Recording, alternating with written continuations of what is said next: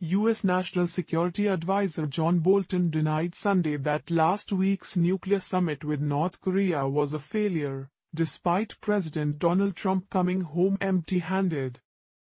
A high-stakes second meeting to strike a disarmament deal with the North's Kim Jong-un broke up in disarray Thursday in Hanoi, without even a joint statement.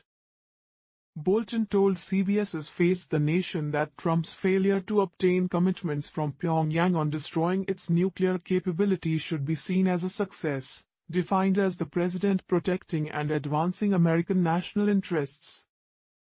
He said the issue was whether North Korea would accept what the president called the big deal, denuclearizing completely, or something less, which was unacceptable to us. So the president held firm to his view. He deepened his relationship with Kim Jong-un. I don't view it as a failure at all when American national interests are protected, Bolton added.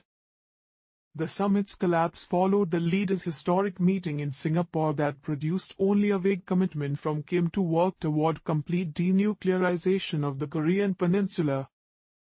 According to senior U.S. officials, in the week leading up to the Hanoi summit, the North Koreans had demanded the lifting of effectively all UN Security Council economic sanctions imposed on Pyongyang since March 2016. Seat of its pants. In return, Pyongyang was offering only to close part of the Yongbyon complex, a sprawling site covering multiple facilities, and the North is believed to have other uranium enrichment plants. North Korean Foreign Minister Ri Yong-ho however disputed the U.S. account, saying Pyongyang offered to dismantle all nuclear production facilities in the Yongbyon area in exchange for partial sanctions relief. Sometimes you have to walk, and this was just one of those times, an unusually downbeat Trump said on Thursday, adding that he would rather do it right than do it fast. The president added Friday that his relations with Kim were very good, and a senior U.S. official said the process was continuing, with still ample opportunity to talk. Bolton's evocation of progress was dismissed by leading Democrats, however, including House Intelligence Committee Chairman Adam Schiff, who described the Hanoi meeting as a spectacular failure.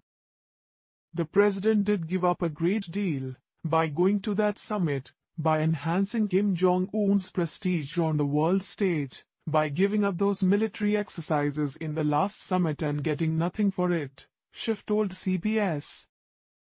This is, I think, the result of a president who is not prepared for these kinds of negotiations, a staff that is not well prepared and is essentially flying by the seat of its pants.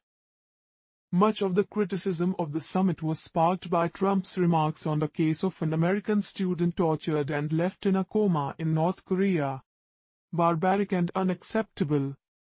The president said he believed Kim's claim that he didn't know what happened to Otto Warmbier, who died at age 22 days after being sent back to the United States in 2017. Bolton said Trump had been clear that Warmbier's death was barbaric and unacceptable, although Schiff countered that the president's obsequious comments had compounded the summit's failure. Bolton was touring the Sunday political shows the morning after the U.S. and South Korea announced an end to key annual large-scale military exercises. The maneuvers have been a perennial target of North Korean fury, condemned by Pyongyang as provocative rehearsals for war. Trump has repeatedly complained about the cost of the exercises and, since 2017 Singapore summit, the US and Seoul have scaled back or scrapped several joint exercises. The reason I do not want military drills with South Korea is to save hundreds of millions of dollars for the US for which we are not reimbursed, Trump tweeted Sunday. That was my position long before I became president. Also, reducing tensions with North Korea at this time is a good thing. The reason I do not want military drills with South Korea is to save hundreds of millions of dollars for the US for which we are not reimbursed. That was my position long before I became president. Also, reducing tensions with North Korea at this time is a good thing. Opponents of scrapping the drills warned that it could affect the combat readiness of the combined US and South Korean forces and hand the North a strategic advantage on the divided peninsula. Bolton sought to play down Saturday's announcement, however, saying the policy remained unchanged since Singapore